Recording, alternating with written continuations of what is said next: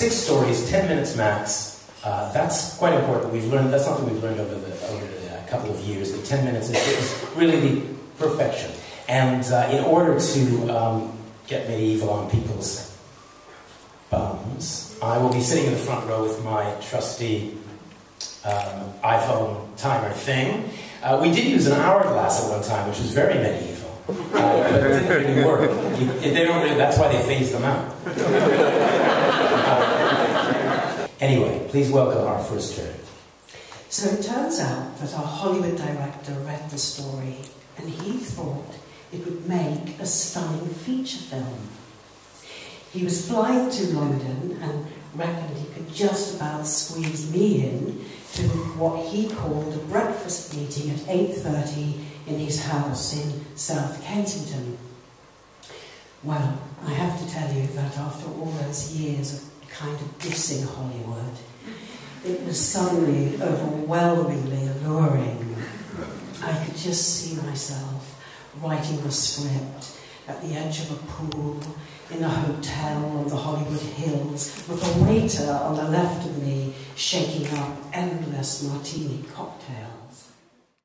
May 16, 2002, SWAT team smashes my door down. Get on the ground now, hands above your heads, nobody move!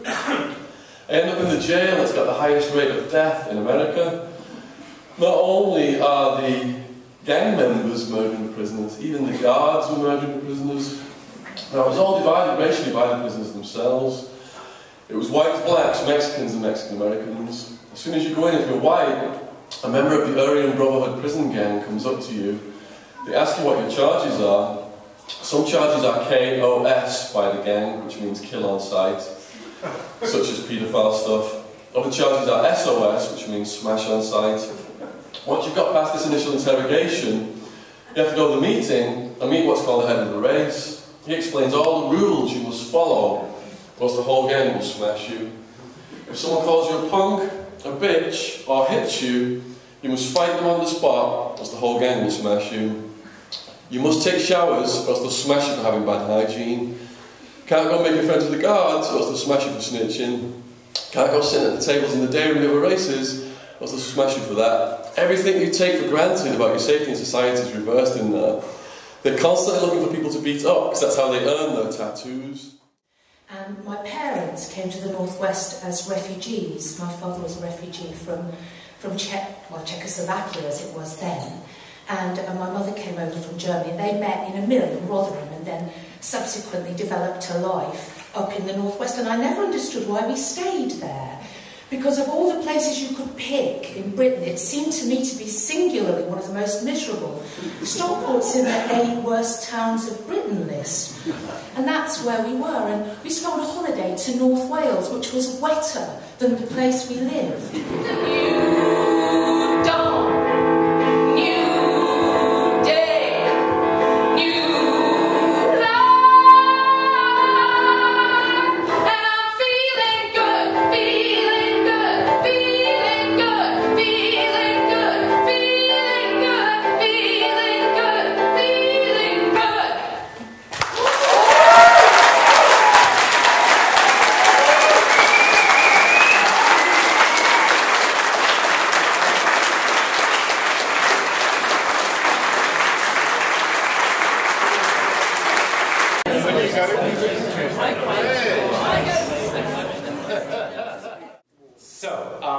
We'll begin the second half with Paul Moriarty. Paul, I'm happy to say, unless anything's changed since the last time he was here, is the only person tonight who doesn't have his own website. How refreshing.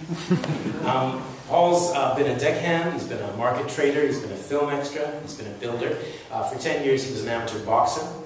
For 20 years he was a very good painter, not just houses. For the past, not houses at all. For the past 7 years, he's been head teacher at a southeast London primary school. And Fat Mickey is the other end. Fat Mickey's down the other end of the Lucania, and he's looking out the window. And at that point, he looks at me and he goes, "Fuck me, Moriarty. You've only fucking thrown your fucking tail over fucking Billy fucking North. You're in trouble." I thought, oh, fuck.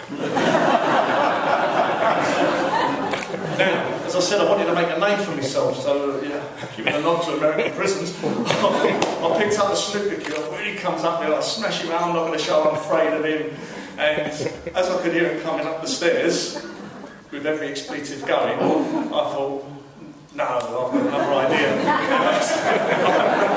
I ran to the back of the snooker hall, lifted up my leg, crashed it against the fire doors, and they opened about 6 inches wide, because there was a chain on them.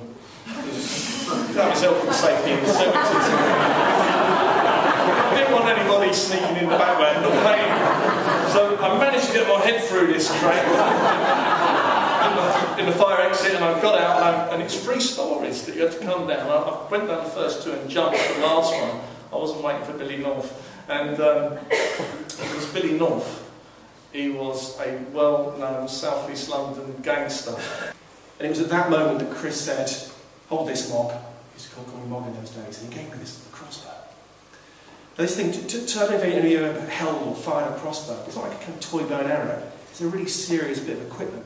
To load it, you have to put your foot in a kind of stirrup and haul back on the wire with all your strength, and the bow part is made of steel.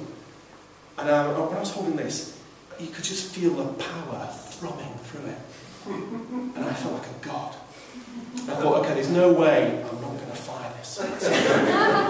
But then I kind of turned around with this totally lethal weapon, was pointing at his guts. And he said, fucking hell, Mog, what are you doing? And I realised that, I'd done this embarrassing, kind of uncool thing with this dangerous kind of weapon. And I turned away. And at that moment, what should come back but that limping yellow gypsy dog with a gammy leg? It's kind of trotting along the field. I thought, okay, what I'll do, because I wanted to fire the crossbow and somehow recover my cool. So I thought, okay, I'll fire it just in front of the dog and scare it away. So I aimed, I thought, miles in front of this dog. And I pulled the trigger, shut my eyes, felt the punch, the recoil in my shoulder. I still feel it to this day. And when I opened my eyes, you probably guess what's happened. Well, we go on stage and I'm standing there, Jackie's to my left, and I'm standing there in best Irish dancing style, which is you're straight back, hands down by your side. You don't look to the left or the right, you have an open but pleasant expression. Your legs are crossed and your toes are turned out. And there is no sign of Jackie. Jackie has gone, she has fled the scene. But where Jackie was standing, there's a little puddle. And I'm thinking, oh my God, Jackie Cassandra's pissed the stage. Jackie Cassandra's pissed the stage. This is brilliant, brilliant. Now I know as an adult that's not the best attitude. But at the time, I think I have killed the competition. She has pissed the stage. How hilarious and brilliant can you get? And then at the end, brave little Jackie Cassandra's persuaded to come back on. And she wins again. And that is how I learnt my very, very important life lesson. Now, competition, as Irish dancing and all competition, I now know it's not about being the best. It's about having a gimmick. Now, I'm not going to piss for you right now, but I am going to give you a step. So, thank you very much, and here's everyone.